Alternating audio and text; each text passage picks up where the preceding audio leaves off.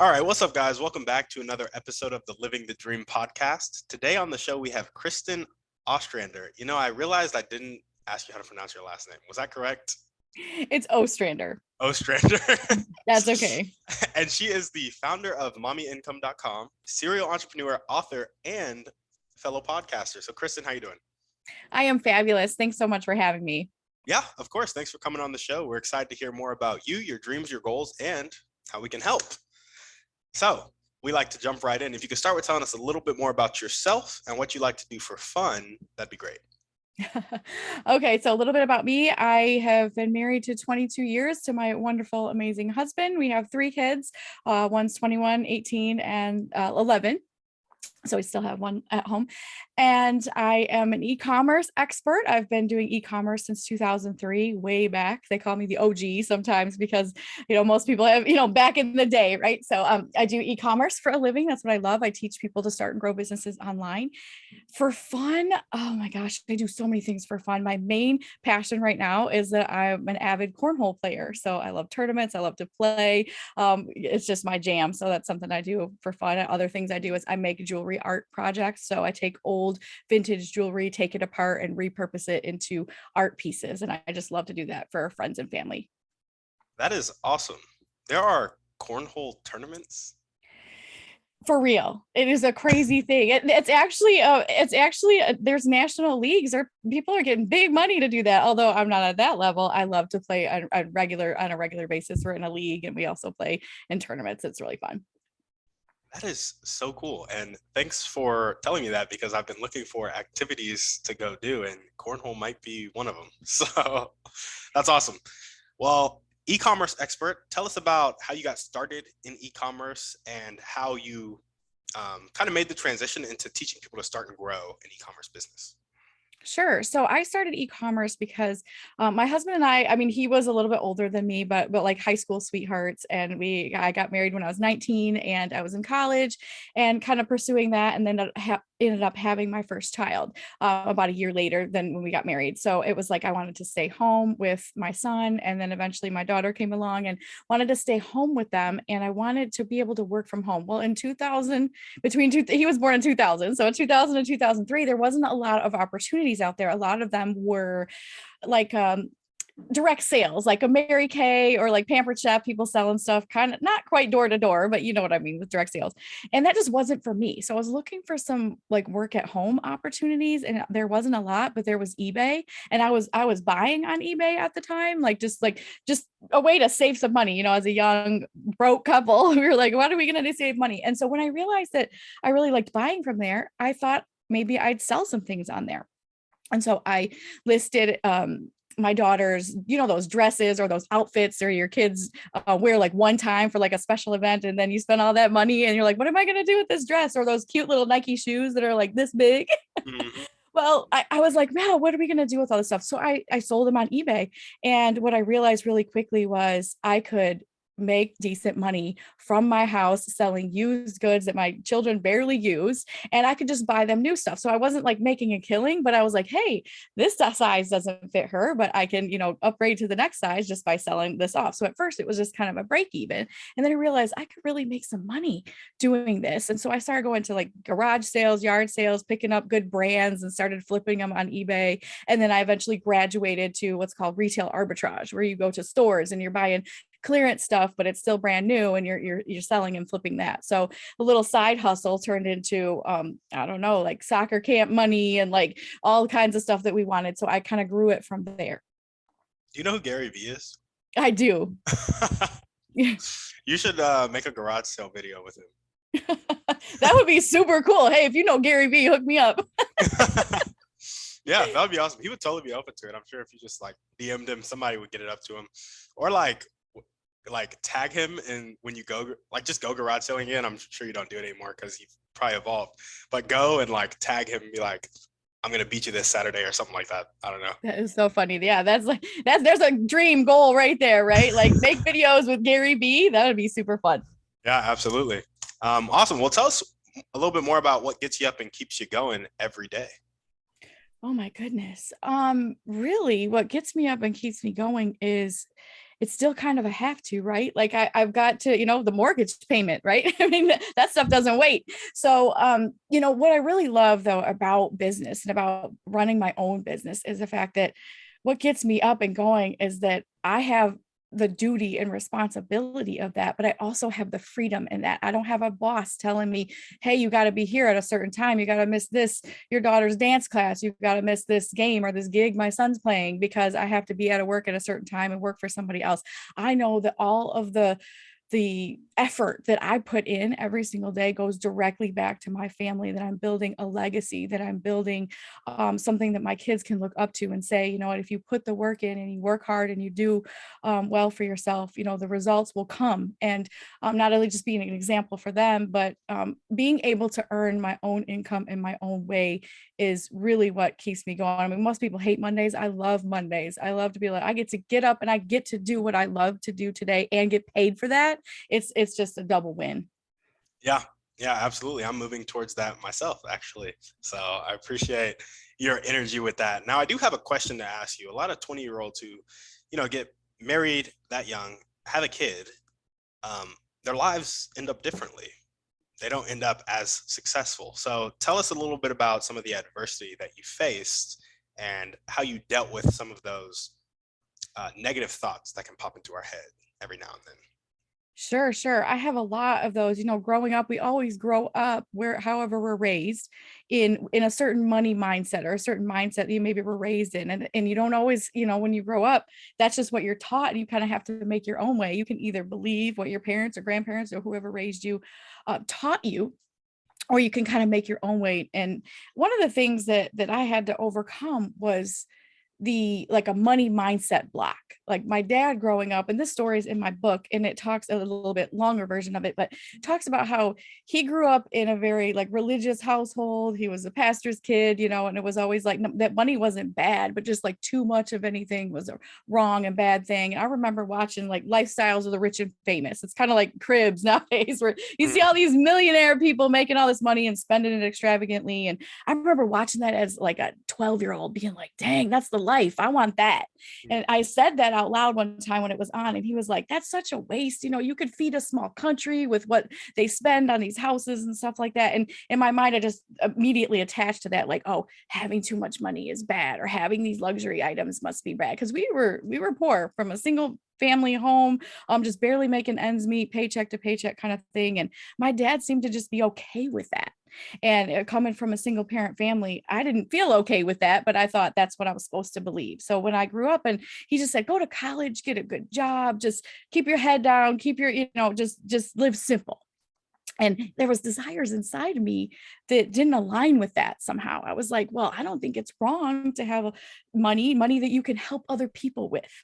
And so I was thinking about that. And so I had to overcome a lot of those money mindset blocks I had that were like, really, it's okay to earn more. It's okay to want more. It's okay to work hard to achieve that. So that's one of the blocks. And the other block really was there's no entrepreneurs in my family. So there was kind of a lack of respect for what I was doing. It seemed a little bit like a hustle in the background, and some people don't talk about, at least 20 years ago when I was first starting doing all this kind of stuff. It was like, are you still doing that eBay thing, that Amazon thing? And I was like, yeah, that Amazon thing makes $1 million a year now. So it used to be a little side hustle, and now it's this. So I think overcoming a lot of like just people not respecting that it's a real job, people not respecting that it could potentially change your life. So that was difficult hardships. Yeah, for sure. And how did you push through that? Was it mainly community? Was it work you did inside yourself, or what'd you do to really get through those blocks? I think the money mindset was really just digging into like the reasoning of why maybe I was raised like that, and just reading some books and realizing that like I had just have a strong desire to help people, and I felt like if I had more resources I could help more people. And I wanted to always help people. I wanted to help people like me to realize that like sitting in a 4-year university is not for everybody. I had a full scholarship, and I was going to Oakland University. I had a full scholarship, and at the second year, even though I went back when I had my son and I went back, they told me, don't come back because you don't have a major and you can't take any more classes until you dedicated a major. And I thought, there's nothing here I want to major in. There's nothing I can see myself doing. And that was kind of a little bit before I got into the eBay and e-commerce. But once I dialed into that, it's something that I realized that there, it doesn't have to be everybody else's plan. Your plan, your dreams, your goals do not have to be on someone else's path. They don't have to be a 4-year university and then work up the ladder and work in a cubicle or whatever that may be. Now, for our doctors and our lawyers, please go to college and then some. Like, we need you to be going to college. But no one ever told me that. Someone ever said that make your own way. It was just like, here's the path. We think it's carved out for you and walk in this way. And just kind of decided that I was willing to accept the results I got, but I was going to work really hard in my way to get that, because the 4-year university college thing was just not for me. Yeah, absolutely. I feel that. Well, awesome. Let's jump into your dreams and goals now. Tell us a bit about those and your vision for your life and your business. Sure. Gosh, which goals, which dreams? I want to win a cornhole tournament. How about that?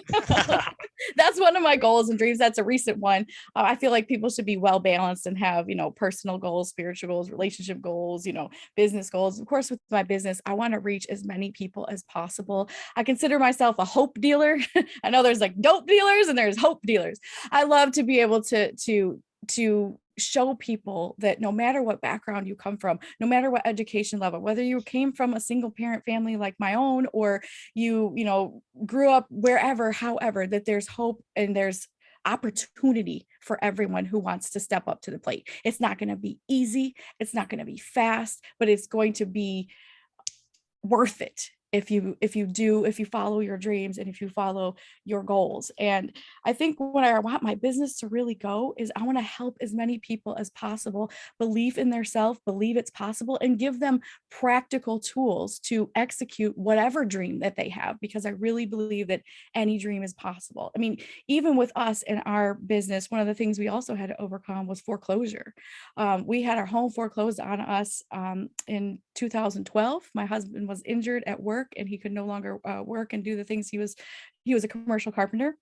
And in that, I had a small little business I was building up, and I also had 3 kids and a newborn baby. So at that time, and when he got injured and he hurt himself, and he got hurt at work with a lot of people think you just get workers' comp, right? You get to just, they're going to pay you while you're off. Well, that was not our story.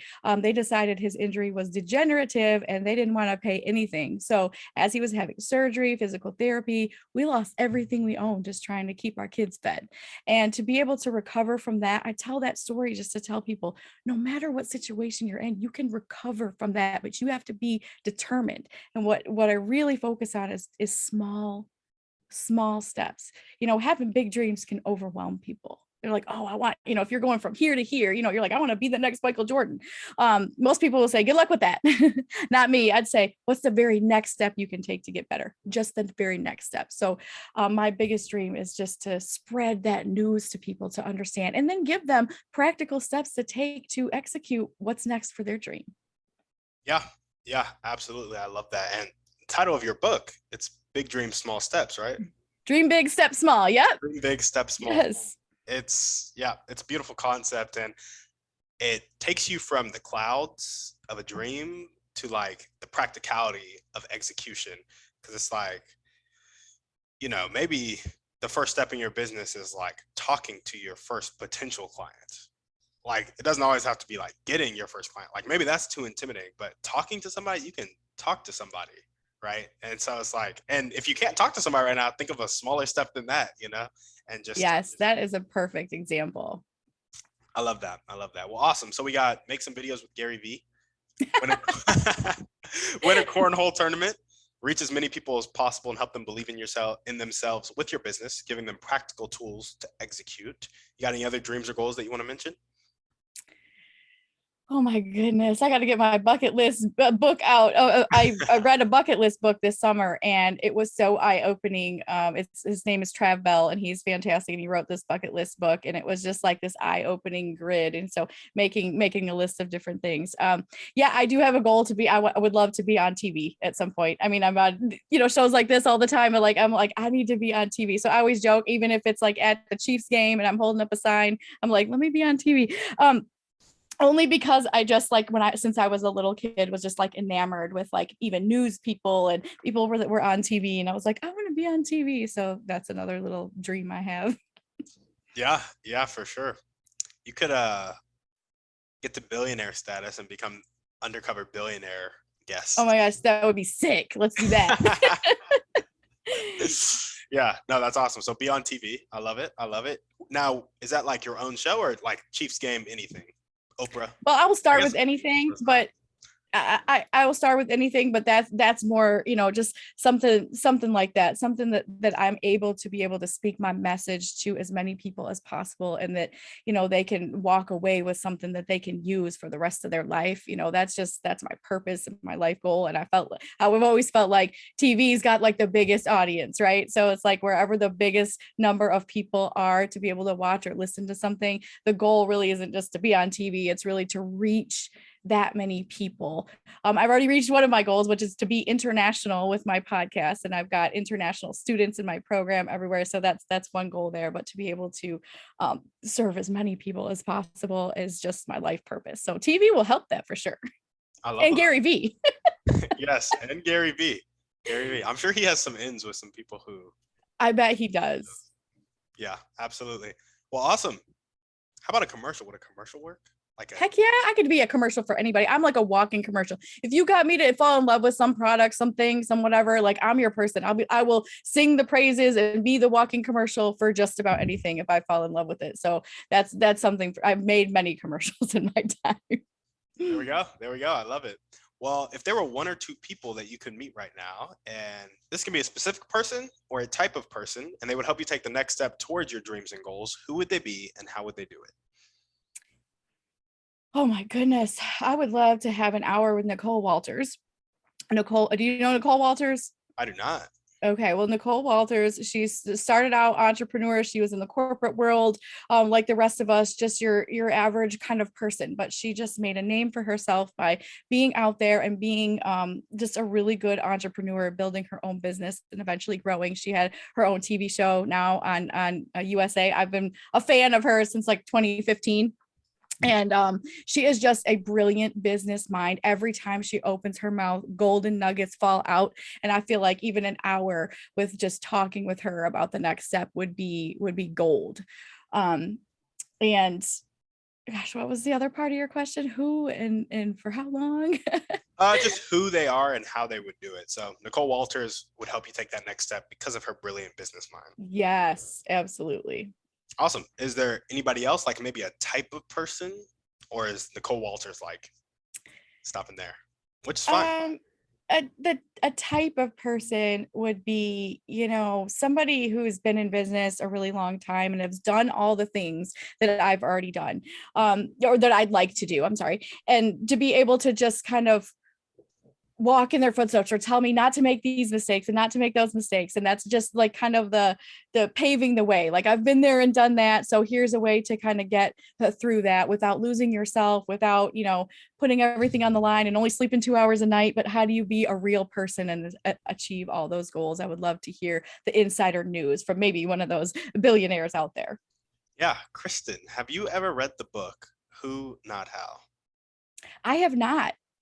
You should check that book out. I am writing that down right now. I love to read. Is it audiobook format? Because I want that too. Yeah. I listened to it on Audible. Awesome. I love Audible. Yes, it's a great tool. Who Not How, and the authors of it, I think, are Dr. Benjamin P. Hardy and Dan Sullivan.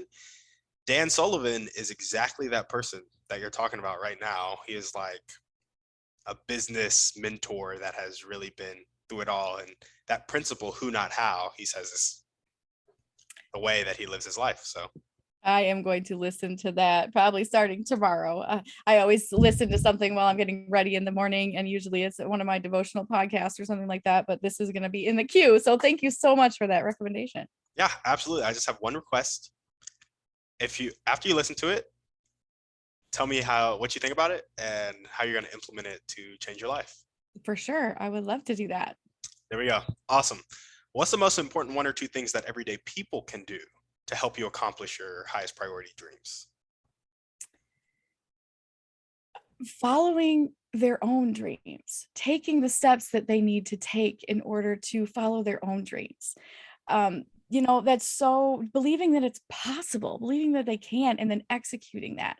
Dreams are just floating around in our heads until we actually take a step forward to let them accomplish that. And we will have happier, healthier, stronger people if they're pursuing their dreams, when they have purpose and they have a pep in their step because they know the direction that they're following and they know where they're going and what they're doing and how to spend their time, and that they're passionate. The world will be a better place because everyone is collectively pursuing everything that makes them whole and happy and satisfied, and contributes to everybody's well-being. The rising tide raises all ships. And I feel like if we bring each other up, no matter how small or big that can be, that everyone collectively grows and changes. And so that's just the desire of my heart, is for everyone, whatever little dream they have, whether it's something silly like my cornhole tournament, or something big like making $1 million in a business, taking one small step towards what you really desire and want will really change the world.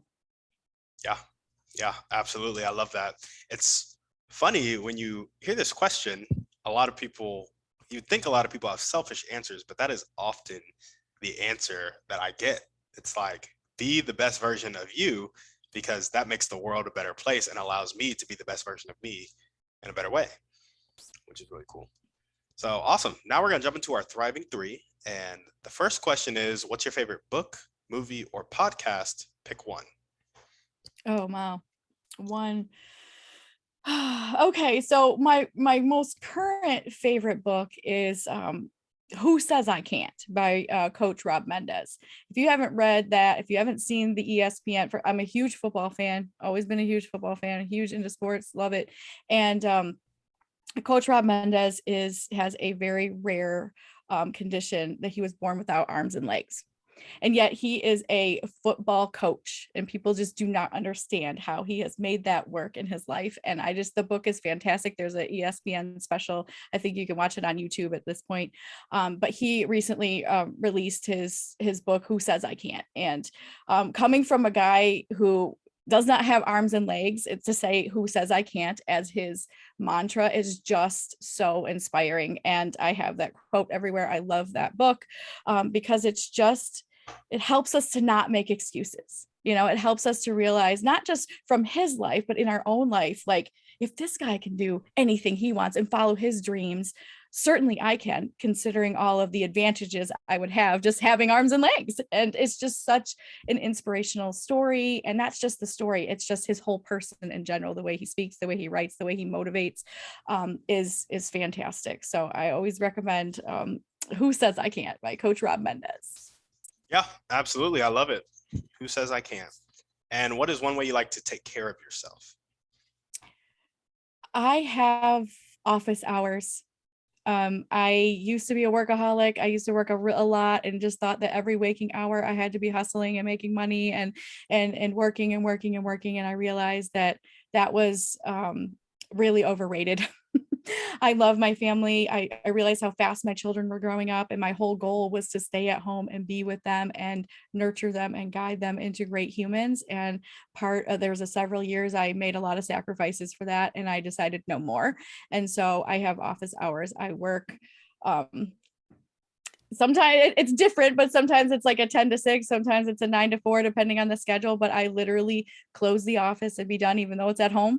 And I do not work after work. And it's taken me a lot of years to learn that, but it's a good way for me to care for myself and realize that, like, tomorrow is going to come and I can worry about everything else tomorrow. And my other hours are really, I love my husband, I love my kids, I love our hobbies and things that we do together. And it's not worth money or hustle or growing. There's seasons for everything, but mostly how I care for myself is literally like, the office is closed. I do not work weekends. I do not work. Well, most evenings I don't work. I occasionally have, clients or different things, but that's always scheduled. I really try to keep my scheduled hours, and my time is my time. I love that. I love that. And what is one action step that you can take right now, or continue to take if you're already doing it, to keep moving towards your highest priority dreams? Staying consistent. staying consistent. Consistency is how I got where I'm at now. And I believe it's going to continually carry me to the next step. So as I'm taking my steps to just be consistent and patient, the results will come. I know they will. It just takes patience and consistency. So I'm going to keep doing that. Yeah, absolutely. I love that, which is a great segue into our next question, actually. Tell us a little bit about the power of consistency. And for those out there who are listening, who are like, I can't be consistent, it's very hard for you to be consistent. Tell us how we can be more consistent in our lives. Well, first of all, never use the word can't. So that was one of the things, that's one of the reasons I love that book, Who Says I Can't So Much, is before that was written, I taught my kids at a young age that can't was a bad word. We don't use that word. You can say, I'm afraid. You can say, I don't know how, or you can say, I don't want to, but you may not say you can't, because you can. You just either haven't learned, or you're afraid, or you don't want to. So yeah, it teaches us some honesty there. So going back to being consistent is really, it's patience and consistency, really. And how you stay consistent is you constantly keep your reason, your why, your purpose in front of you, because that's not something, it can change over time and in different seasons, the reasons that you're doing things, but that core reason of why you have that goal and dream is not going to change. So when you feel flustered, when you feel overwhelmed, when you feel like you can't, you won't, you're tired, you can't move forward, or you feel like you're stuck, that why, that reason that you're doing it to begin with is so important to keep in front of you. So having somebody accountable to can kind of remind you of that, or having a mantra or something you can remind yourself of being consistent every single day. Every day, some point, do something towards your goals. Take a step forward, take a step to the side, reevaluate, rethink, but your reason usually doesn't change, your core reason. And mine was really to have the initial reason was really to have some financial independence, to realize that I don't have to live paycheck to paycheck, that I want to be able to have financial independence at some point, and that's going to take some work, and that's going to take consistent efforts. And so even on the days like, I was talking to you before off air when we were talking about what the kind of day I've had. And on days like that, it's just like, okay, but still being consistent. I'm going to get up tomorrow and I'm going to do the same thing again, because my why has not changed. To be able to leave a strong legacy for my children and to be able to have and continue to have financial independence, I've got to get to work. And that's not going to change. So it helps me to just take steps, even sometimes if it's just one step. You did something for your dream that day, that's worth it. Yeah, absolutely. I love that. Now, I'm curious what you would say to the person who doesn't know their why, doesn't know their purpose, because there are a lot of people floating around like that. That's a great question. I have actually a whole series of questions that I would want to ask those people, and ask them, like, what do you feel you're good at? What do you like doing? What lights your soul on fire? Figure out how to make a business or make money out of that, if that's what your passion and calling is. If it's something like you just love to serve and help people, there's ways to earn a living even with what people consider a nonprofit, if it's something like that. But I believe that everybody has a passion and a desire inside of them, and that passion and desire can bring income for them. And so if they're thinking about that and they're not sure, one of my another book that I love to recommend is called Career Maps. And it was kind of designed for people that are in transition to, like, maybe a career change or something like that, but it really helps you self-discover some of the things that you're good at, some of the things that you enjoy doing, and pulls your best out of you so that you can turn that into you know finances for yourself. Like, people can literally earn money. If you love dogs, you can make money loving dogs, walking them, caring for them, breeding them, any sort of thing. So I really, really honestly believe that anyone can make an income from their passion, and discovering it is simply being willing and open to look inside yourself and realize what it is you really want in life. I love that. I love that. And I think that might be the biggest hurdle for people sometimes, like being willing to look inside themselves and really be honest with themselves. Because, some people are like scared of themselves and their own thoughts, because it's a scary thing, honestly. And especially if you've been judging yourself for years. For sure. And you know what? When I understand that, because I'm a risk taker. I've always been a risk taker. And one of my mantras is failure is better than regret. Because as you grow and change and move through life, you're going to have failures. You're going to have mistakes. You're going to have missteps. And it's really, I would rather have failures that I can learn from than things that I coulda, woulda, shoulda, because we can't go backwards. We can't go back and say, I wish I would have done this or that. No one gets to the end of their life and says, oh, really, I wish I would have worked a lot more. I wish I would have spent a lot more time at work and not with my family or friends or developing myself or helping people or whatever it is. So that's one of the things I would say. Yes, be scared, but do it anyway, because what's at stake? What's at stake? You're going to be comfortable. You're going to be miserable anyway. So you can either be miserable by trying to learn something new and failing along the way, or you can be miserable, stuck in the what if, what if, what if. So I feel like they're both hard. Pick the hard that's going to get the best result. Yeah, I love that. Pick your hard. Well, I got one last question for you. It requires a bit of pretext. So you know how there are people on the planet that kind of have that fixed mindset. They're not willing to accept help, not willing to accept change. And sometimes they live their whole life like that and they'll die like that. Other times they'll switch to more of a growth mindset, willing to accept help, willing to accept change. In your opinion, what is the catalyst that causes that change? Hardship, hitting the bottom, realizing that there is nowhere else to go but up. And I think that's part of maybe what I faced at certain points of realizing that, like, when we were at the bottom of foreclosure and we were the first homeowners in our entire family. We had always been renters or lived in apartments or whatever. And so for us to be able to own a home and then lose it felt like such a failure in life. I thought, where else am I going to go from here? I'm going to live in my car with my 3 kids. And like, what is this going to be? And I think when you realize that you've got nothing to lose and everything to gain just by taking one step, a whole new world opens up for you. So looking at your hardships as a way to grow, and looking at your hardships, that instead of being like victim, like poor me, and this is just where I was born, or this is what I have or what I don't have, instead say, what is just the one step I can take to move beyond that, to move beyond this hardship was here for a reason. It could shape you or it can shame you, whichever one that you choose. I love that. Well, awesome. Kristin, is there anything else that you want to chat about before we sign off? I don't know. That was a lot. It was. It was a lot. I love that. I love these. You have great questions. And I really hope that someone listening is inspired to maybe take that next step to live a life that's not full of regret. And instead of that, just moving towards that. So thank you for the privilege of being able to answer these questions. It was really thought provoking. I appreciate it.